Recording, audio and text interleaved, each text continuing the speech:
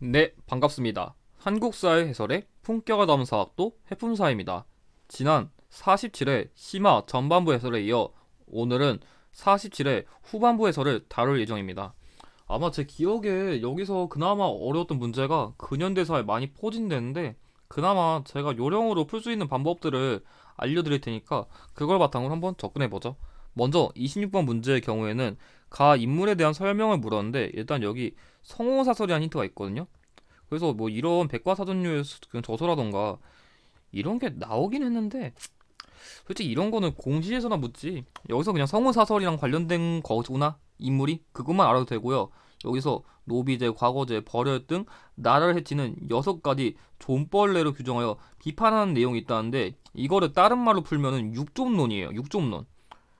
그러니까 나라를 망치는 6가지 패단?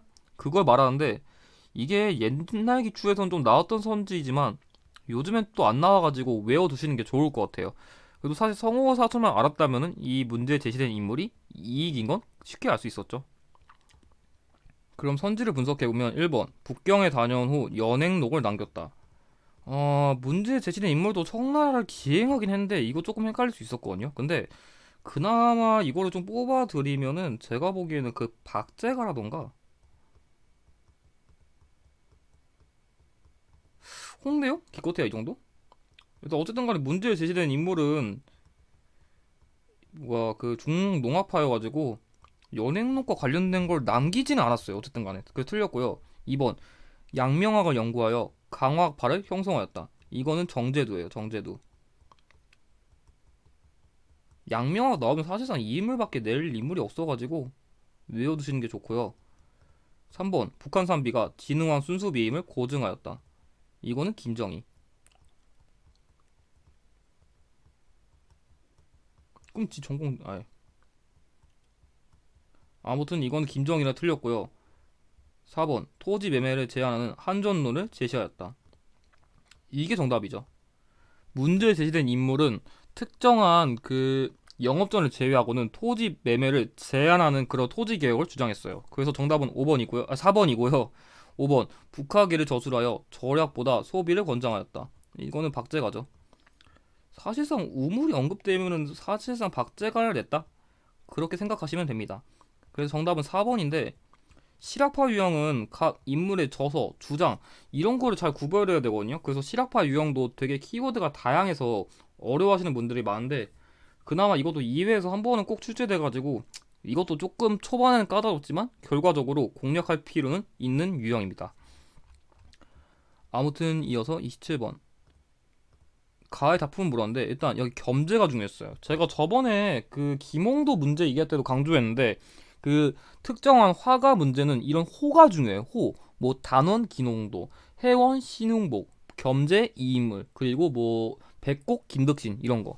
아무튼 그리고 진경산수화, 그리고 금강전도. 사실 이거 몰랐더라도 겸제라는 키워드랑 이 금강전도 그리고 진경산수화 봤으면 이거는 정선이란 걸 알아야 돼요. 그러니까 출제자 그 응시자들이 가끔 실수하는 게 이런 거 모른다고 못 푼다는 말 제발 하지 마요. 그럴 수가 없어요. 다른 키워드가 명확하게 있잖아요. 이런 거 갖다 보시는 거지. 이런 건 저도 실전 가면 처음 봐요. 저도 그림을 다 아는 건 아니라서 아무튼 1번 이건 제가 이름은 그 자막으로 달아드리고 일단 이거는 김홍도예요. 김홍도가 좀 일상생활과 관련된 그림들이 많은데 약간 이런 예외적인 사례도 있으니까 좀 조심할 필요는 있어요. 아무튼 2번 이게 인왕제색도예요. 그래서 이런 진경산수와의 대표적인 그림으로서 정답이고요.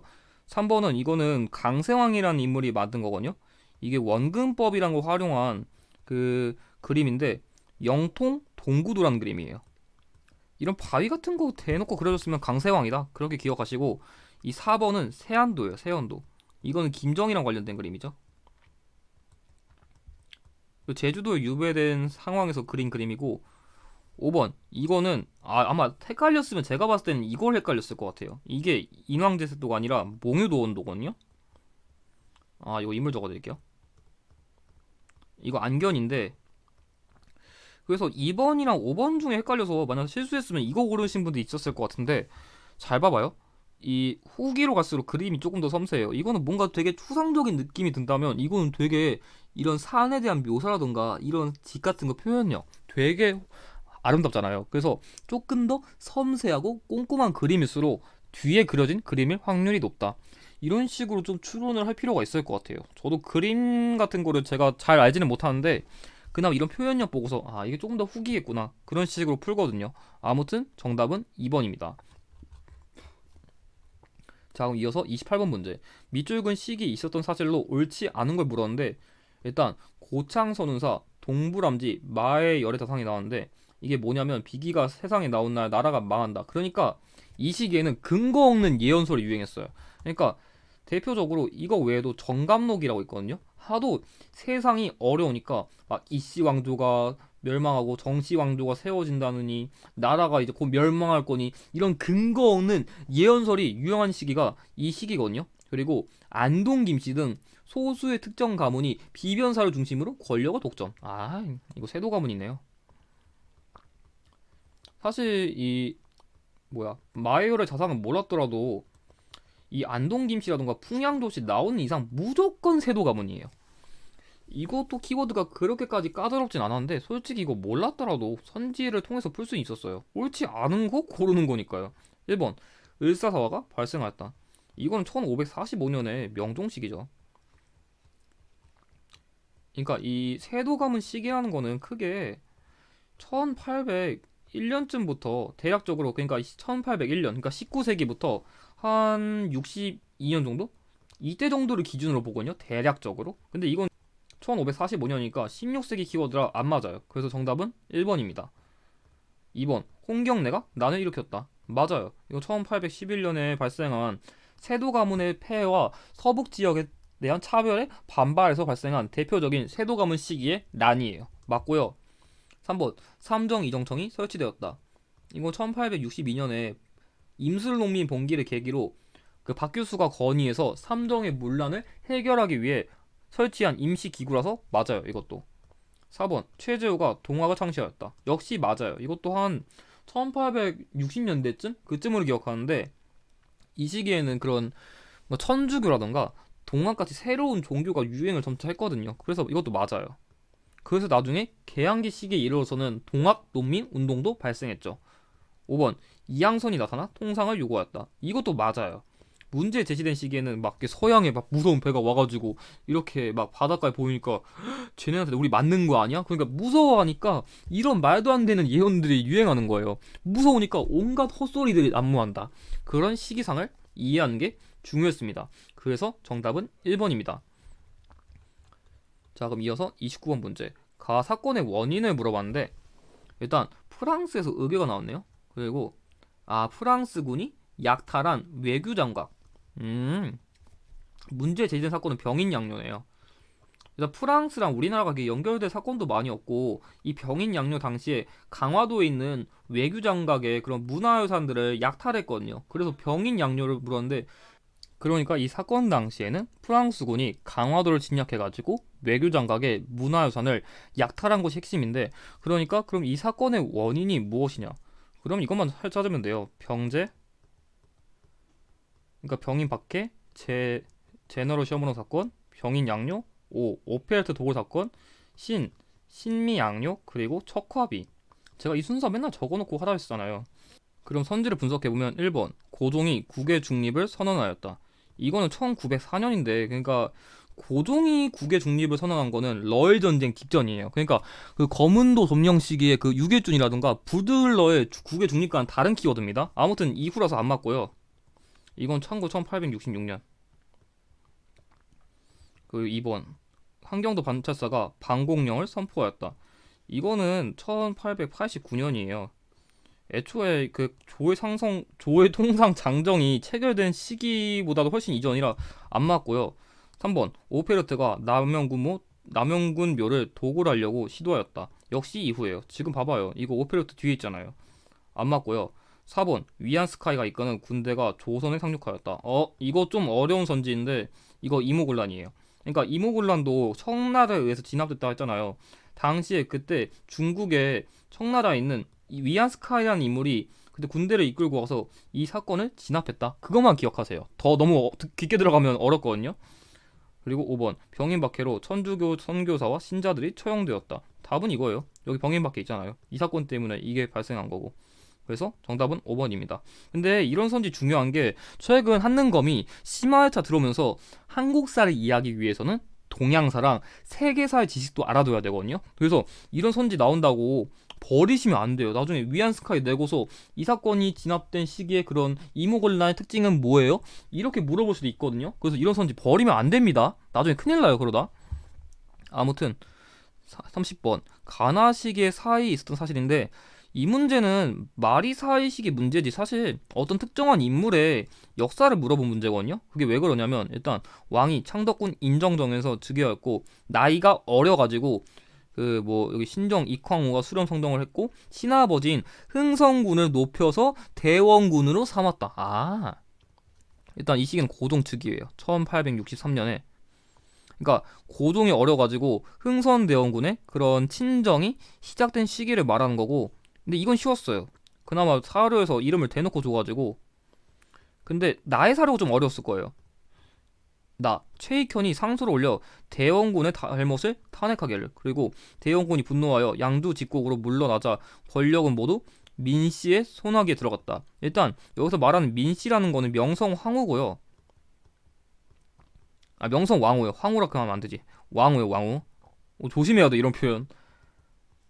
명성왕후죠.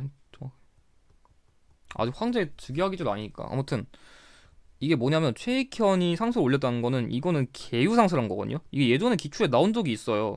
계유상소라고. 그러니까 흥선대원군이 막 경복궁도 막 중건시키고 막 서원도 철폐하니까 약간 대표적인 그런 위정척사파이자 그런 유학자, 그러니까 그 성리학 공부한 자로서 흥선대원군의 잘못을 낱낱이 비판한 게 이 계유상소거든요. 이게 1873년이에요. 근데 이 문제가 재미있는 게 이 시기를 아는 게 중요한 게 아니라 이거 자체가 흥선대원군의 집권 시기예요.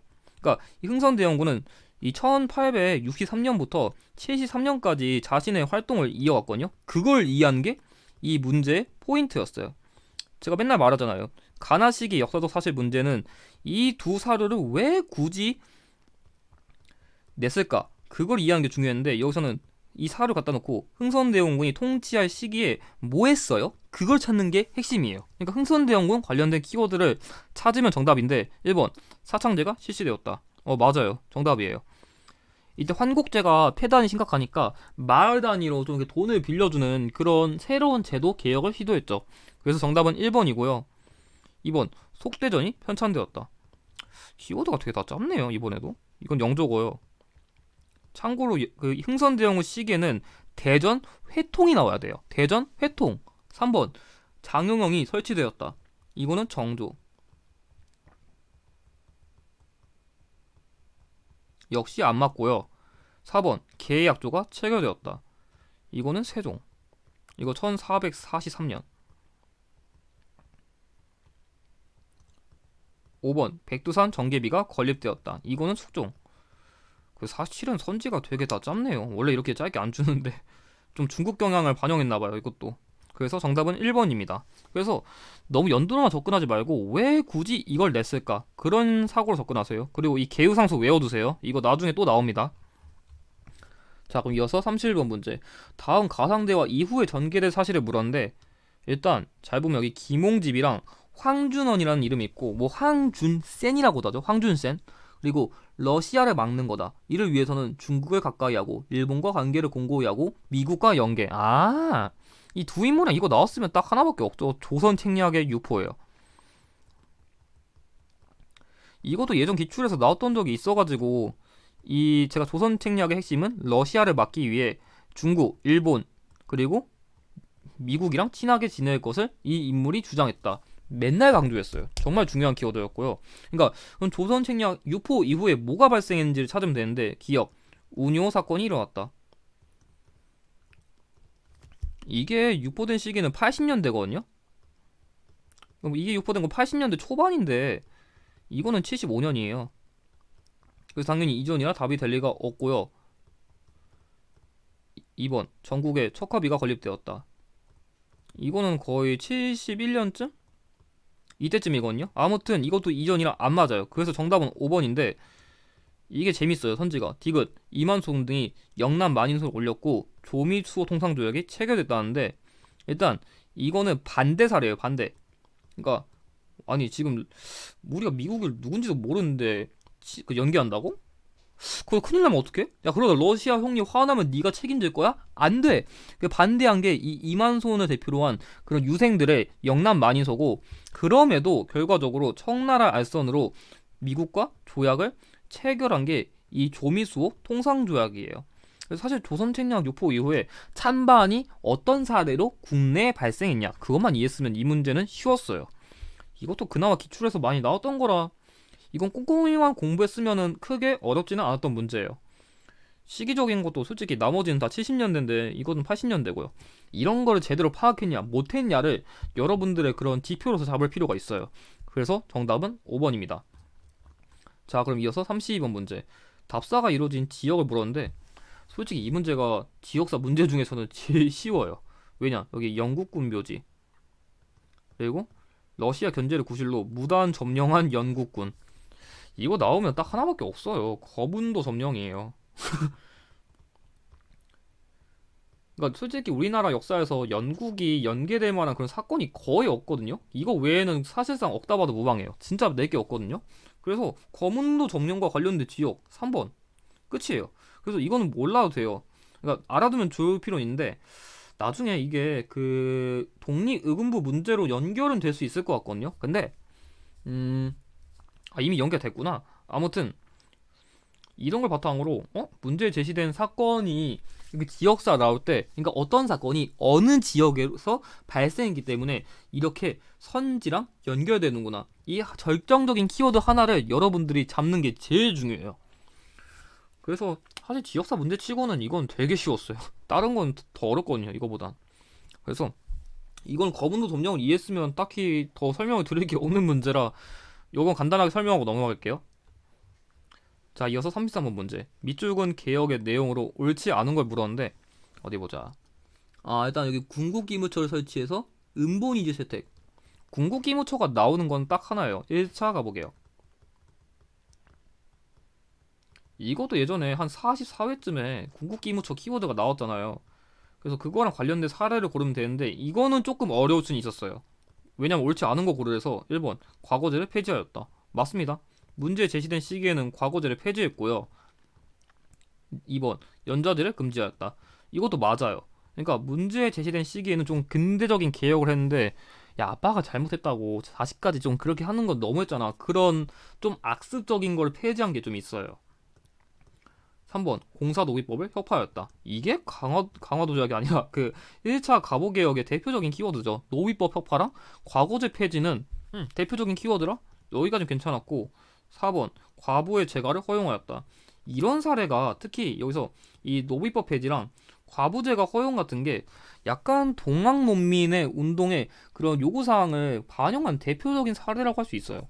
사실 4번보다는 3번이 조금 더 그런 동학 농민 운동의 요구사항을 반영한 대표적인 그런 사례로서 기억해 두는 게 좋아요. 그래서 정답은 5번인데, 건양이라는 연호를 채택하였다. 이거는 의미개혁이죠. 제가 저번 기출에서 설명했는데, 의미개혁은 양양 외우라고 했잖아요. 서양의 근대식 그런 거를 내가 전수해줄게. 그래서 건양, 태양역, 양양만 외우면 의미개혁이다. 그렇게 풀라 했어요. 그래서 정답은 5번입니다.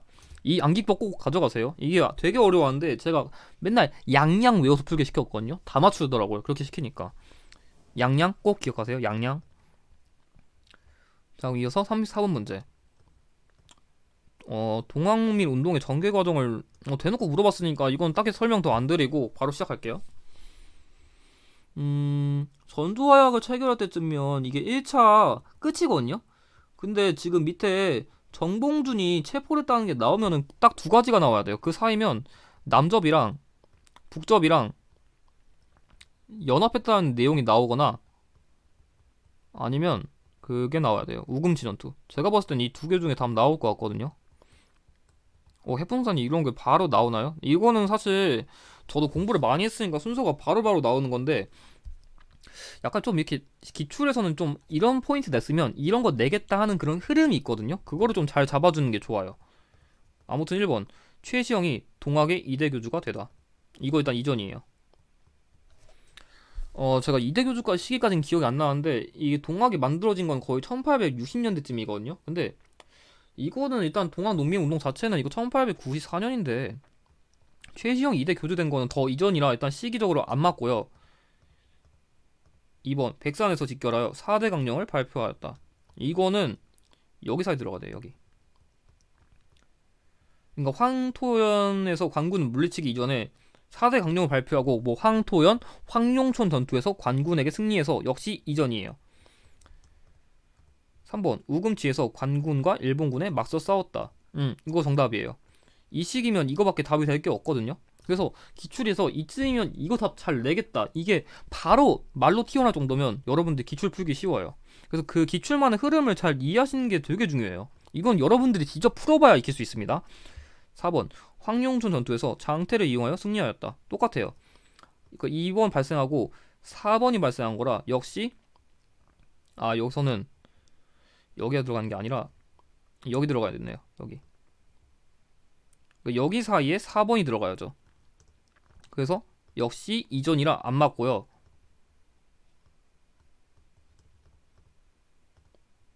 5번 서울에서 교도신원을 위한 복합상소를 올렸다.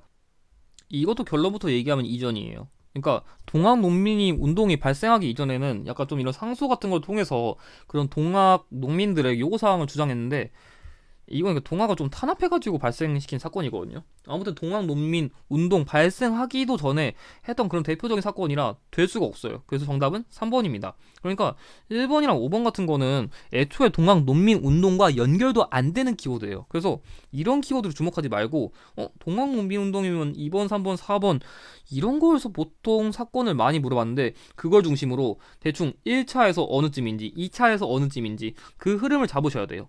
이 유형도 거의 2회에서 3회에서 한 번은 꼭 나오거든요. 그래서 조금 복잡할 수는 있지만 공략하실 필요는 있습니다.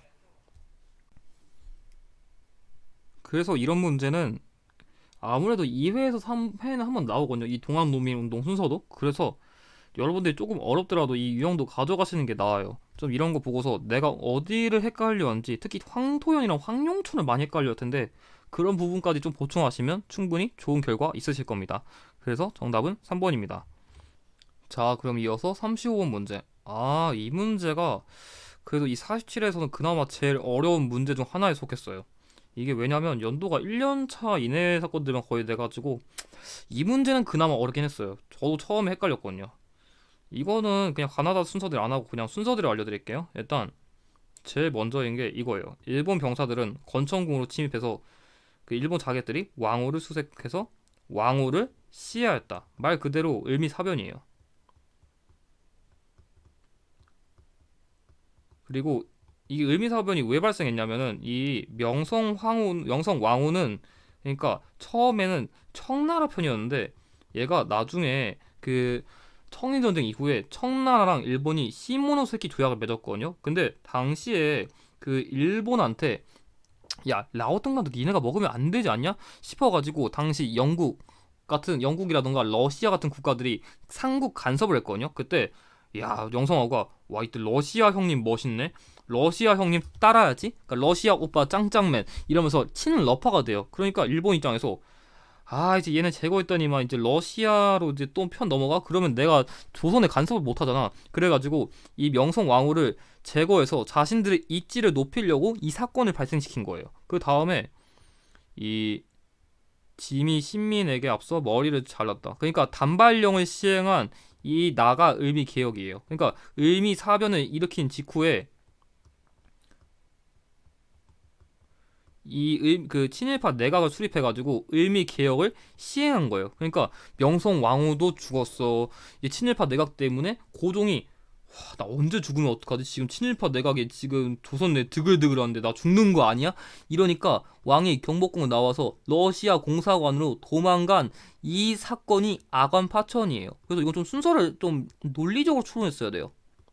그게 좀 어려웠어요. 그러니까 그 친러파인 그 명성 왕후를 죽여서 친일파 내각을 수립한 뒤에 을미 개혁을 시도하고 그 이후에 친일파도 너무 많고 자신도 언제 죽을지 모르는 두려움을 가진 고종이 아관 파촌을 통해 러시아 공사관으로 간 그 5번이 정답입니다.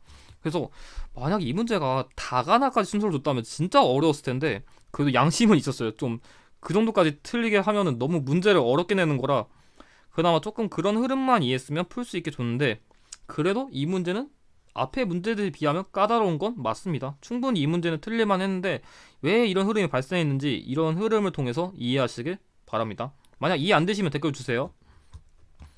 자, 그럼 이어서 36번 다음 조서가 발표된 이후 추진된 정책을 물었는데 여기에다 황제 칭호로 높이고 여기 나라 이름을 대한으로 하고 그 올해를 광무 원년을 삼다. 말 그대로 대한제국 시기의 역사예요.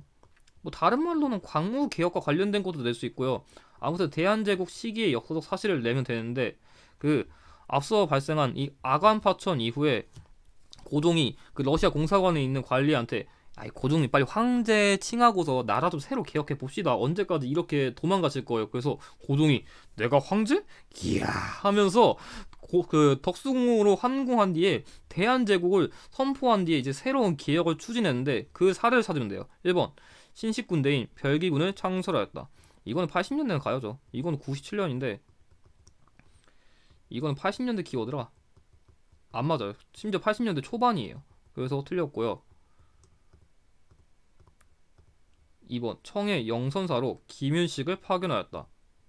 이것도 안 맞아요. 이거 한 81년쯤? 이쯤인데 그러니까 그 이때 영선사를 파견해가지고 그 근대식 문물을 배워가지고 나중에 뭐 기기창이라는 거 이런 걸 세우거든요. 아무튼 이전이랑 안 맞아요. 이 시기에 심지어 청나라랑 그렇게 사이 엄청 이렇게 뭔가 사대하고 그러지도 않았어요. 3번 군 통수권 장악을 위하여 원수부를 설치하였다. 맞습니다. 황제 직속의 그런 군대 관련된 기관이 이 대한제국과 관련된 키워드라 정답은 3번이고요. 4번 서양식 근대 교육기관인 유경구원을 설립하였다. 설립 기간이니까 이건 86년. 그러니까 전 6 따가지고 6, 8, 6 그런 식으로 외우게 시켜요. 5번 개화 정책을 담당하는 통리기 무화문을 신설하였다. 이거는 80년. 나머지가 다 80년대네요. 그래서 정답은 3번이에요. 사실 대한제국과 광무개혁과 관련된 키워드만 알았으면 이 문제도 어렵지는 않았습니다. 자, 그럼 이어서 37번 문제. 가 신문에 대한 설명을 물어봤는데 여기 배들이란 키워드가 있었고 양기탁이란 키워드가 나온 거 보니까 이거는 대한매일 신보예요. 이것만 보고 바로 알 수 있어야 되는 게 신문 유형에서 영국인이 나오는 신문은 이거 하나밖에 없어요. 그래서 이 배들 나오자마자 이거 대한매일 신보인 거 바로 알아야 됩니다. 1번 방문국에서 발간하였다. 이거는 한성순보죠. 참고로 이 방문국이라는 거는 근대식 신문을 만들기 위한 그런 기구고요. 2번 최초로 상업 광고를 실었다. 이거는 한성주보예요. 2번은 참고로 일주일에 한 번씩 발행해가지고 주보입니다. 이 주자가 일주일이거든요. 3번 일산의학의 부당성을 주장하였다. 맞습니다. 이 영국인이란 키워드가 중요한 게 이게 만약 조선인이었으면 엄청나게 탄압했을 텐데 영국인이니까 영국인인데 만약 잘못 건드렸다가 영국 사람들이 우리한테 뭘 하면 어떡하지? 그러니까 맘대로 건들지도 못하니까 야 일본 깔 수 있는 거 마음껏 비판하자 이런 식으로 이 대한매일 신보에서 그런 항해 논설 신문을 진짜 많이 게재했어요. 그래서 정답은 3번이고요. 4번 우리나라 최초의 민간 신문이었다. 이거는 독립신문이에요. 독립신문. 서재필이 만든 거죠. 서재필.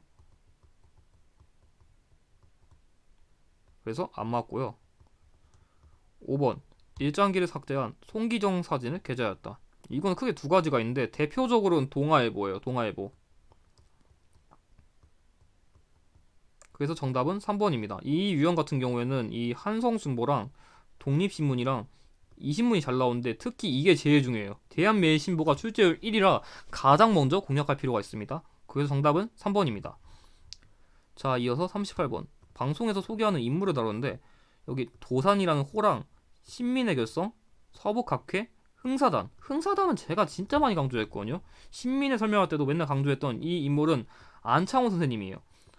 흥사단만 제가 엄청 강조를 했어가지고 이것만 제대로 봤어도 인물 추론은 어렵지 않았거든요. 참고로 가끔 이 사진 갖다 보신 분도 있는데 이게 그 안창호 선생님 기념관이에요. 이런 사진 힌트도 좀 받으면 좋아요.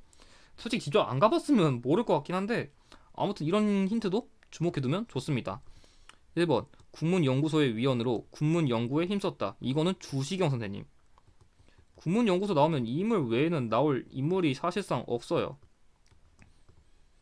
2번 대성학교를 설립하여 민족교육을 실시하였다. 정답이에요. 제가 신민을 얘기할 때 대성학교는 안창호 선생님, 오산학교는 이승훈 선생님 정말 강조 많이 했어요. 그래서 정답 2번이고요. 3번 도쿄에서 일왕이 탄 마차를 향해 폭탄을 던졌다. 이거는 이봉창 선생님. 약간 도쿄에서 이렇게 폭탄을 던지는 활동을 한 인물은 딱 두 명이에요. 그 의열단의 그 김기섭이라는 인물과 이 한인애국단의 이봉창, 이 두 인물을 기억하시면 됩니다. 4번 한국독립운동 지열사에서 독립투쟁을 서술하였다. 이거는 박은식 선생님. 제가 이거 강조할 때는 항상 그거 강조했거든요. 아픈 거, 통, 혈, 피, 아프고 힘들고 피나고 좀 그런 단어 들어가면은 박은식 선생님입니다. 5번 13도 상위군을 이끌고 서울 진공작전을 전개하였다. 이거는 이인영. 정미흡연과 관련된 키워드죠. 그래서 정답은 2번입니다. 이 문제는 그래도 예전 기출에 냈던 키워드 위주라 크게 어렵진 않았어요. 이것도. 자, 그럼 이어서 39번 문제. 가에 해당되는 지역을 고르는데 이거 일단 이 문제 기출 제대로 안 보셨으면 이거 틀렸을 거예요. 왜냐면 여기서 이 에네켄 농장 보고서 이게 뭐예요? 저 에네켄 농장 모르는데요 하시는 분들 되게 많았거든요. 근데 왜 이거 보세요? 제가 봤을 때는 이걸 주목해야 되는데 이거는 제가 맨날 말했지만 이근영 선생님이 이 지역에 설립한 그런 독립 운동가를 양성하기 위한 학교거든요. 이거만 봤으면 멕시코예요. 정답은. 제가 너무 빨리 푸는 거 아니냐고요? 왜냐면 이게 그나마 최근 심화 교재 개정된 뒤에는 이 키워드가 있긴 했어요. 그리고 숙모학교는 제가 이전 기출에서 한 42회쯤이랑 44회쯤에서 이거 이근영 선생님이 만든 멕시코의 학교이다. 이거 맨날 강조했어요. 그러니까 이런 키워드 제발 주목하지 마세요. 어차피 저도 몰라요. 그러니까 이런 키워드, 그러니까 이게 그거예요. 그냥 하와이가 미주 지역에도 그 사탕수수 농장 이렇게 간 것처럼 이 멕시코에도 이 에네켄이라는 지역의 농장에 가가지고 그런 한인들이 노동을 열악하게 한 그런 키워드거든요. 근데 이거 몰라도 숙모학교가 너무 중요한 키워드였어요. 이건 몰랐으면 안 돼요. 그러니까 이런 게 기출을 제대로 풀었으면 바로바로 나와야 되는 문제거든요. 그래서 제가 맨날 강조하지만 이런 문제에서 예전 기출에서 오답이 된 사례는 언젠가 다시 정답이 될 수 있다. 만약 몰랐으면 이런 거 바탕으로 반성하시고 기출 다시 푸세요. 그 정보 똑바로 분석하세요. 이런 문제 헷갈리면 안 돼요. 이런 거 헷갈리면은 아무리 쉬운 애 차고 어려운 애 차고 점수 못 확보해요. 이런 거 바탕으로 기출 연계가 이런 거구나 많이 느꼈으면 좋겠습니다. 그래서 저는 숙모학교만 보고서 이 멕시코란 걸 알 수 있으니까 더 설명은 길게 안 드릴게요. 그래서 정답은 5번입니다. 자, 그럼 이어서 40번. 가 단체의 활동에 대한 걸 물었는데 이 인물은 좀 키워드가 조금 어려울 수 있었는데 일단 박재혁이 나왔거든요. 그리고 이 박재혁 의사랑 이 박재혁 의사는 그 부산 경찰서에 폭탄을 던졌고 여기 김원봉 그리고 만주 지역에서 창설한 이 단체는 의열단이에요. 사실 그 박재혁 의사만 줬으면 좀 어려울 수만 했는데 이 김원봉이라던가 만주 지역이란 힌트도 줘갔어가지고 이 문제도 까다롭진 않았어요. 일단 1번 국제보상운동을 적극 후원하였다. 이 단체는 1919년에 만들었는데 이건 1907년이에요. 시기적으로 너무 이전이라 당연히 말이 안 되고요. 2번 조선혁명선언을 활동 지침으로 삼았다. 이것도 강조 정말 많이 했죠. 신채호 선생님이 폭력적이고 직접적인 투쟁을 통해서 독립을 쟁취하자고 주장한 조선혁명선언을 바탕으로 문제 제시된 단체는 폭탄 투척을 많이 했다. 정말 강조 많이 했어요. 그래서 정답은 2번이에요.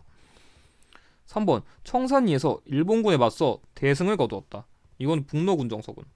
아무튼 그래서 안 맞고요. 4번 구미위원부를 설치하여 외교활동을 전개하였다. 이거는 대한민국 임시정부. 이거는 미국에 있는 워싱턴 지역에 설치한 그 대미 항쟁, 그 대미 외교를 위한 기구라고 생각하면 되고요. 5번 만민공동회를 개최하여 민권신장을 추구하였다. 이거는 독립협회. 그 만민공동회 외에도 관민공동회도 있습니다. 두 가지는 그러니까 어느 계층을 중심으로 했는지를 잘 이해하셔야 돼요. 그래서 정답은 2번입니다. 이 문제도 김원봉이랑 힌트도 줘가지고 까다롭지는 않은 편이었어요. 자, 그럼 이어서 41번. 다음 자료에 나타난 민족운동에 대한 걸 물었는데 어디 보자. 일단 종로 일가 이게 아니고 일단 종로 일가 음? 일단 종로 일가 사거리에서 모였고 그 독립선언서 응? 이 독립선언서가 나오면 크게 두 가지가 있거든요. 3.1 운동이랑 60만 세 운동이 있는데 일단 이 지역 갖다 추론하는 건 어려우니까 더 읽어보면은 여기 조선민족 대표 33인의 선언을 기재. 그러니까 이거랑 관련된 그거 있거든요. 기미독립 선언서예요. 민족 대표자 33인과 관련된 거는 기미독립 선언서인데 이거랑 관련된 그러니까 독립은 아니고 민족 운동은 딱 하나밖에 없어요. 3.1 운동이에요. 이 문제는 평소랑 키워드가 조금 달라가지고 어려울 수 있었는데 이 민족 대표 33인이 너무 중요한 키워드라 이거 나오면은 3.1 운동 외에는 절대 나올 수가 없습니다.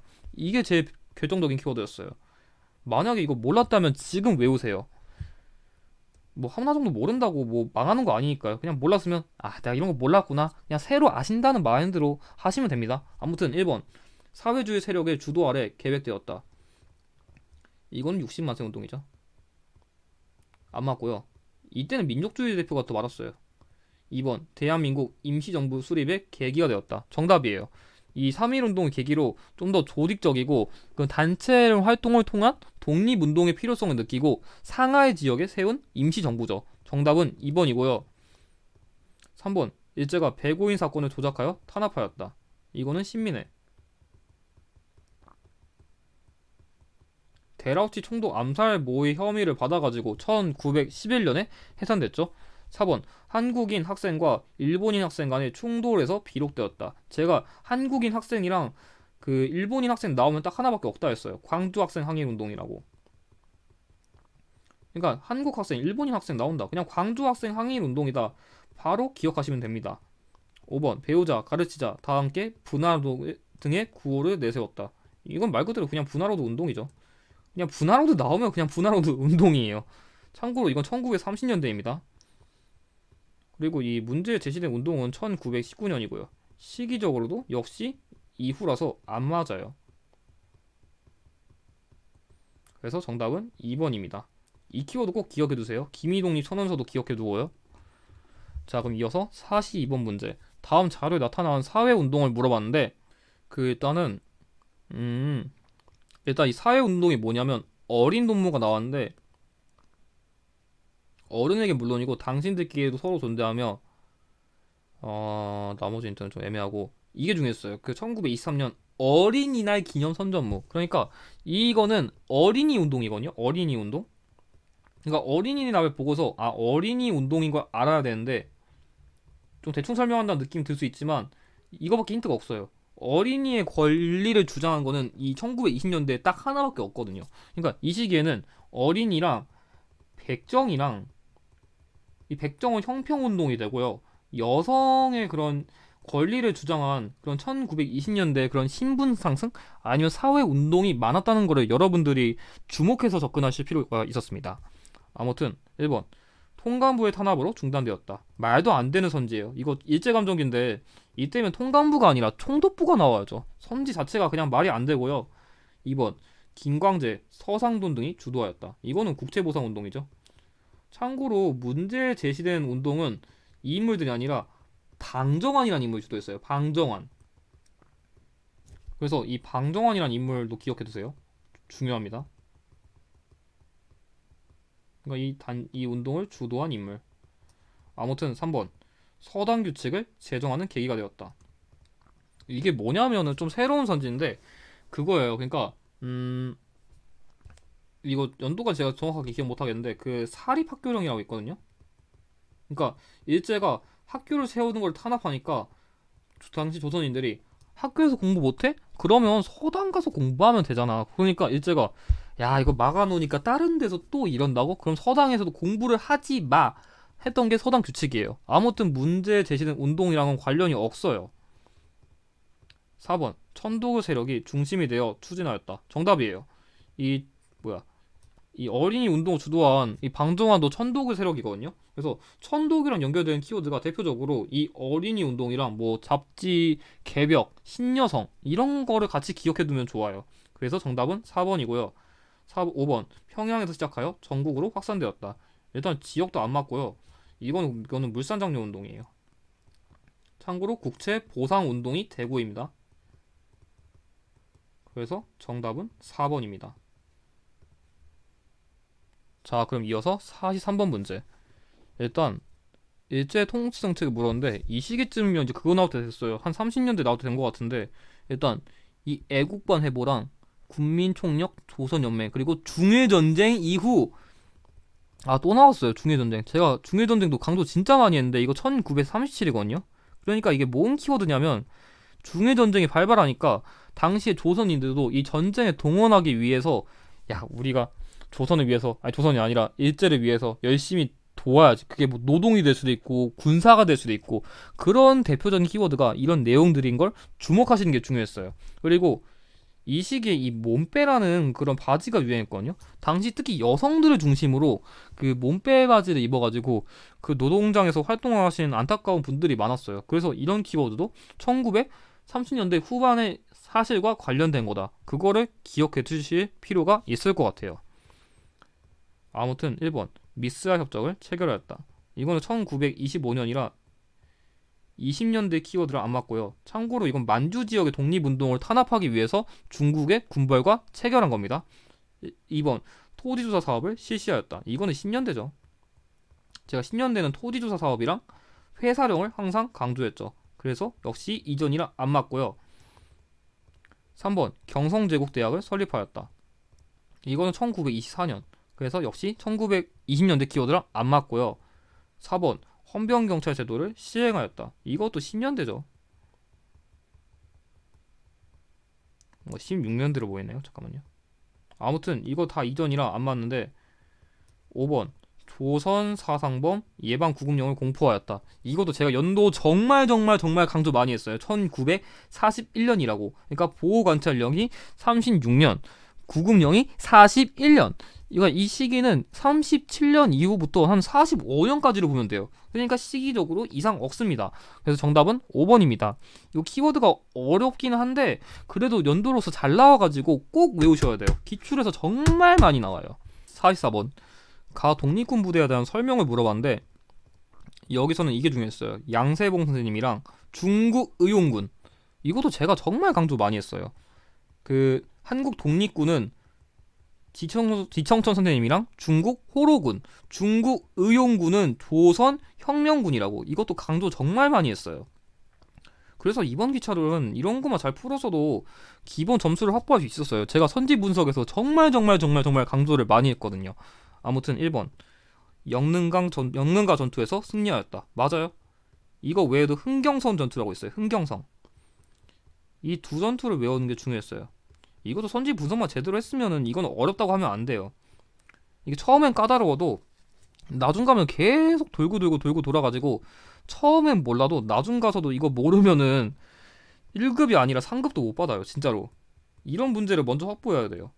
만약에 이거 단체 이름 외우는 거 어려우면 제가 나중에 영상으로 만들어 줄 테니까 그거 참고하시길 바라고. 아무튼 2번 중광단을 중심으로 조직되었다. 일단 그건 말도 안 되고요. 굳이 연결한다면 이건 대종교랑 관련된 얘기죠. 북한도 지역에서 활동한. 그래서 안 맞고요. 3번 자유시 참변 이후 세력이 약화되었다. 이거는 대한 독립군이 아니라 대한 독립 군단이에요. 이 한 글자 차이도 중요하니까 잘 분석하시고. 4번 조선연맹 간부학교를 세워 군사력을 강화하였다. 이거는 넓게 보면 의열단이죠.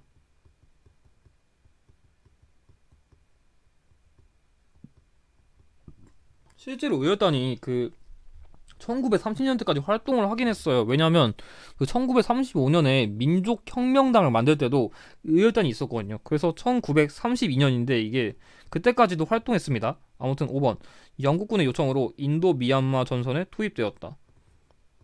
이거는 한국 광복군.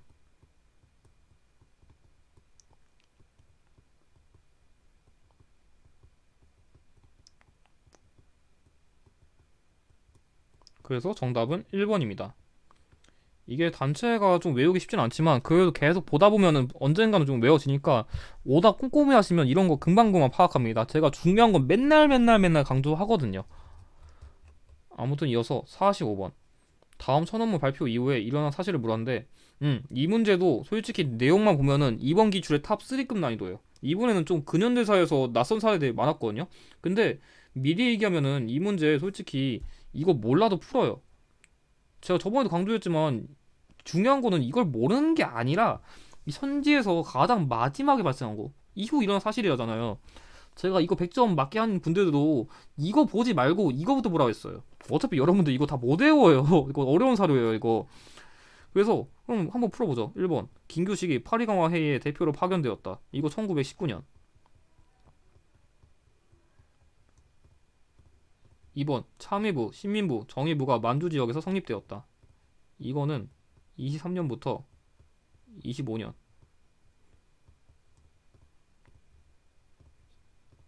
3번 윤봉길이 상하이 홍코 공원에서 의거를 일으켰다. 이건 1932년. 4번 상균주에 입각한 대한민국 건국강령이 발표되었다. 이게 41년이거든요. 이게 지금까지 나온 것 중에 제일 뒤에요. 그래서 5번 독립운동의 방향을 논의하기 위한 국민대표회의가 개최되었다. 이거 1923년. 자 봐봐요. 19년, 23에서 25, 32, 41, 23 가장 뒤에 있는 거 4번이에요. 제가 이런 문제 풀 때 제가 왜 맨날 이렇게 강조하는지 알아요? 여러분들 이 사료 보자마자 쫄아요. 왜 쫄아요? 제가 보기엔 이것만 알면 풀 수 있는데 이런 사료 몰라도 돼요. 아 물론 이건 오답이니까 오답이 아니라 해설이니까 풀어는 드릴게요. 뭐냐면 한국국민당, 조선혁명당, 한국독립당이 그 자기 당 해소하고 새로 한국독립당을 창립했다는데 이게 1940년이거든요. 그러니까 우리나라 역사에는 그 3당 합당을 한 게 크게 두 가지가 있어요. 그러니까 이 세 당을 합친 한국독립당이 있고 90년에 노태우 정권 시기에 그 민주자유당이라 있거든요. 민주자유당. 이 세 개가 대표적인 3당 합당이에요. 그래서 사실 이거는 사료 내용 자체를 이해하는 것보다 1940년에 그런 연합 성격의 그런 당이 또 새로 만들어졌다. 그거를 이해하는 게 중요했어요. 참고로 이 키워드가 충칭 시기에 그 임정이랑 관련된 키워드기도 하거든요. 왜냐하면 그 한국광복군이 이 한국 독립당 산하의 군대였거든요. 그래서 충칭 시기에 그 임시정부 키워드를 풀어줘도 이거 답은 4번이었어요. 그래서 이런 사료 모른다고 나 핵분산 이런 거 교재에 없는데 사료는 더럽게 어렵고 걱정할 필요가 없어요. 저 그렇게 가르치지도 않아요.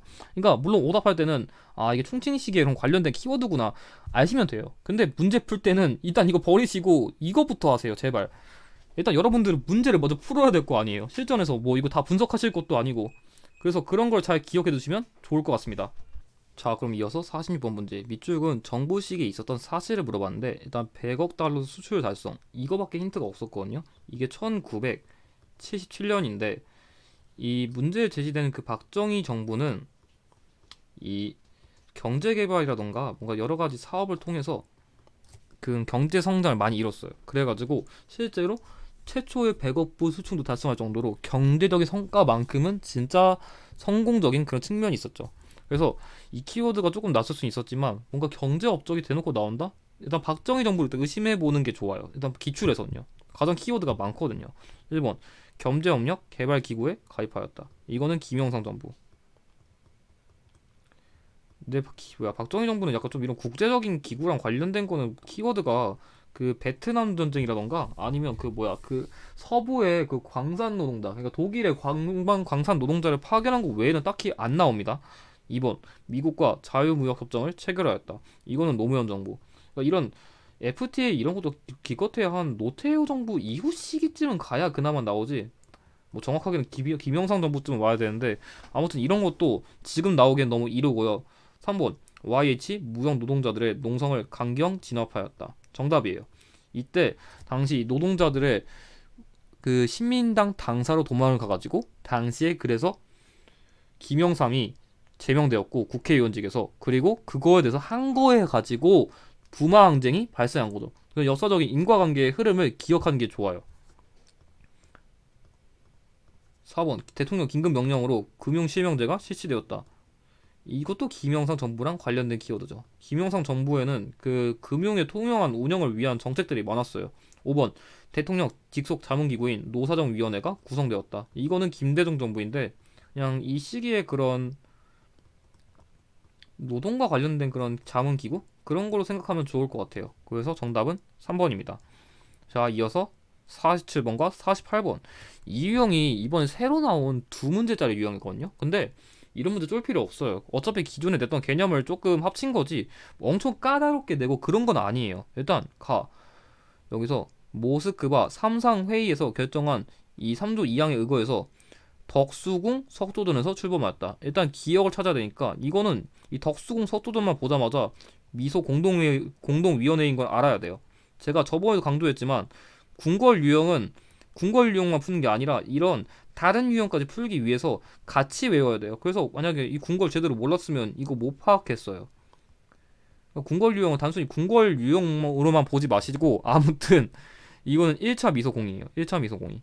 왜냐면 모스크바 3상 회의에 결정된 거면 1차 미소 공동위원회가 이 가의 시점이고 어디 보자. 나의 시점은 이거에 난관에 봉착한 거니까 여기 조선의 독립과 통일 문제를 유엔 총회에 제출하였다. 그리고 유엔 총회 결정을 전적으로 지지한다.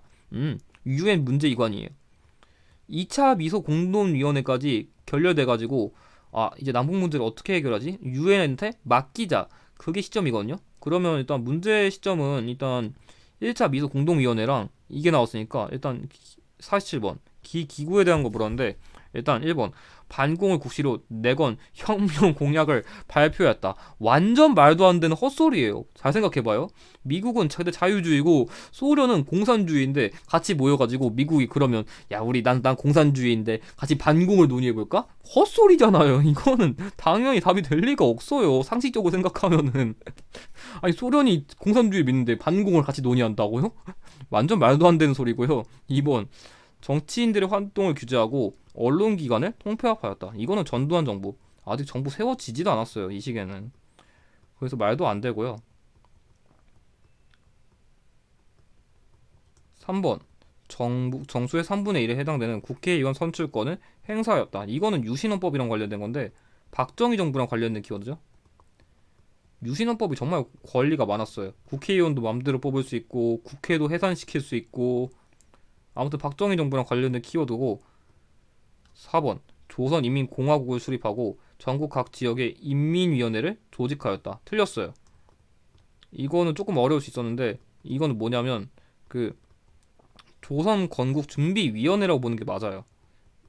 그러니까 처음에는 이 단체에 의해서 그 인민공화국을 수립을 했는데 미군정이 이걸 반대해서 실패한 거거든요. 그래서 정답은 5번인데 이걸 주목하면 돼요. 이 모스크바 3상 회의에서 결정된 이걸 바탕으로 임시정부의 수립을 위한 협의에 참여할 단체와의 범위를 두고 논쟁했어요. 그게 해결이 안 되니까 그럼 어떻게 하지? 임시정부 우리끼리 대화가 안 통해. 그래서 유엔한테 맡기자. 그래서 이 유엔 문제 이관이 이 미소공동위원회 이후에 나온 거예요. 유엔님께서 빨리 그 어떻게 정부 세울지 좀 정해주세요. 그래서 정답은 5번이고요. 이번에는 가와 나 시기의 역사도 물었으니까 여기 순서니까 1번 김규식 등이 남북협상에 참석하였다. 이거 이후에요. 왜냐면 아까 제가 이 유엔 문제 이관이라 했잖아요. 그러니까 결과적으로 남한만의 정부를 수립하자고 결정하니까 이 두 분이 안 돼 하면서 남북협상을 추진한 거라 이 나의 시점 바로 직후예요. 안 맞고요. 2번 반민족행위 특별조사위원회가 구성되었다. 이거는 말이 안 되는 게 이거는 재헌국회예요. 아직 정부 세워지지도 않았어요. 그러니까 이 반민족행위 특별조사위원회랑 이것도 있구나. 이거 먼저 설명할게요. 유상매수, 유상분배 원칙의 농지개혁법이 제정되었다. 이거 두 개는 공통적으로 그 재헌국회랑 관련된 키워드라 나올 수가 없어요. 그러니까 정부가 수립된 이후에 이 법을 제정한 거라 둘 다 안 맞고요. 3번 좌우합작위원회에서 좌우합작 7원칙을 발표하였다. 이게 정답이에요. 왜 정답이 되냐면 앞서 그 1차 미소 공동위원회가 결렬된 이후에 제가 저번에도 얘기했지만 정읍 발언이라 해가지고 이승만 대통령이 당시에 빨리 남한만이라도 정부 세우자. 이러다 우리 정부 못 세우겠어. 이걸 논의하니까 당시에 그 김규식과 여원영 선생님이 안 돼! 하고서 이걸 만들어서 빨리 미소공동위원회도 속개하고 여러 가지 요구사항을 제시한 거예요. 그래서 1차 미소공동위원회의 결렬이 직접적인 배경이라고 할 수 있습니다. 그래서 정답은 3번이고 5번 우리나라 최초의 보통선거인 50총선거가 실시되었다. 이거는 50총선거가 실시되었다. 이거는 직후예요, 직후. 그래서 문제 제시된 시점보다 1번 직후라서 역시 이후라서 안 맞습니다. 다 이후예요. 그래서 정답은 3번입니다. 이 유형도 맨날 나오는 유형이라 어렵더라도 좀 기억해 두실 필요가 있어요. 자, 그럼 이어서 49번. 밑줄건 총선 이후의 사실을 물었는데 이 문제 여기 기출에서 제일 어려웠습니다. 이 문제는 좀 속어보도 하기 까다로웠었는데 일단 김대중, 김영삼이 이끈 신한민주당이 돌풍을 일으켜 제1야당으로 급부상했다는데 여기 여당이 민주정의당에 대한 반발과 민주화를 요구하는 시민들의 열망이 표출됐다는데 이게 1985년이거든요. 이거 제가 44회 때 잠깐 설명을 드렸었는데 그때 민주화 추진 협의회라고 있는데 그 단체가 나중에 이 신한 민주당을 만들어가지고 당시에 그 전두환 정부에 대해서 대항한 거예요. 그래서 이거는 현재 기출에서 거의 안 나왔던 키워드라 매우 어려웠어요.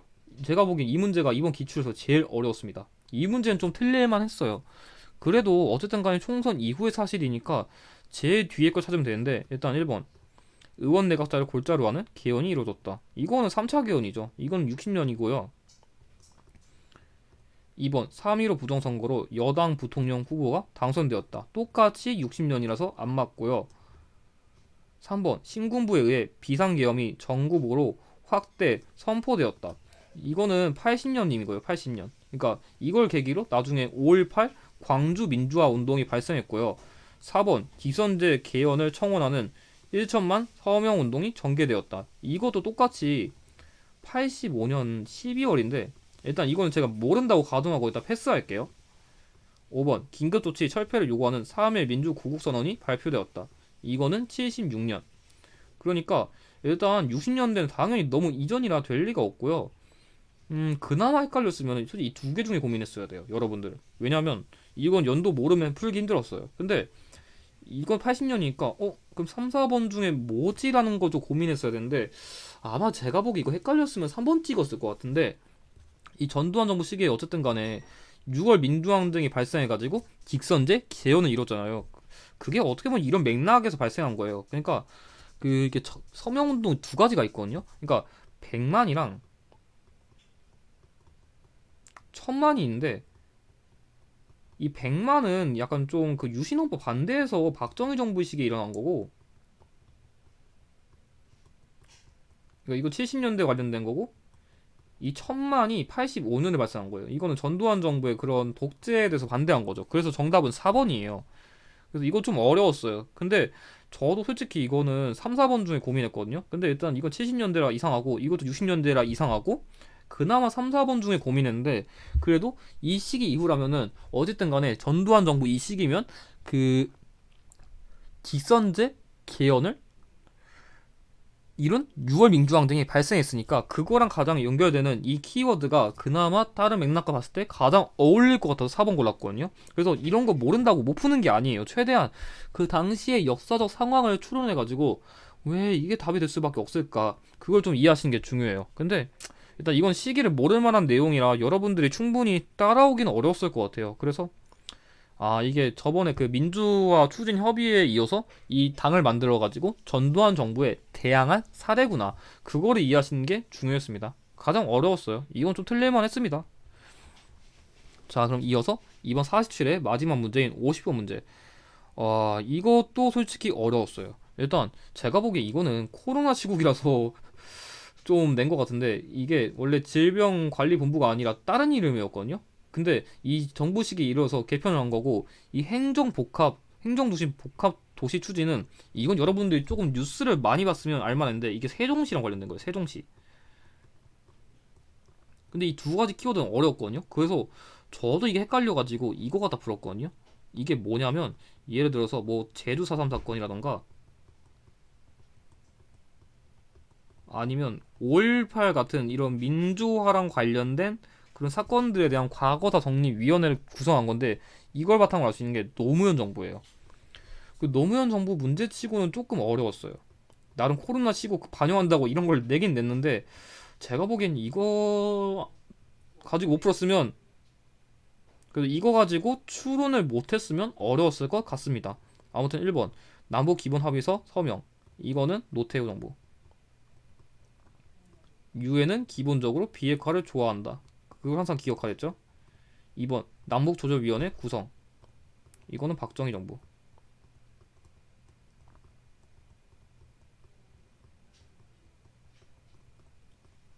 4번 한반도 비핵화 공동선언 채택 역시 노태우예요. 제가 왜 이거부터 적는지 이거 다 적고 나서 알려드릴게요.